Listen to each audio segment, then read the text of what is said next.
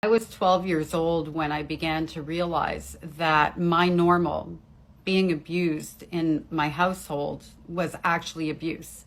That I realized my normal wasn't normal.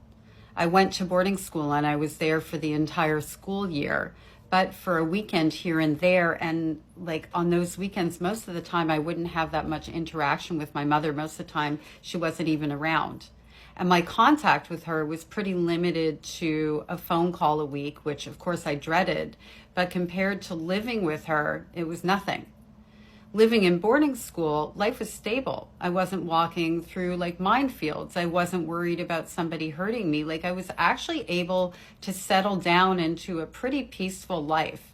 It was the only year in my childhood that I could say even resembled a childhood. And I say resembled because all the damage that led me up to the point where I went to boarding school was such a traumahood that I was never a normal child like kids who hadn't experienced what I went through.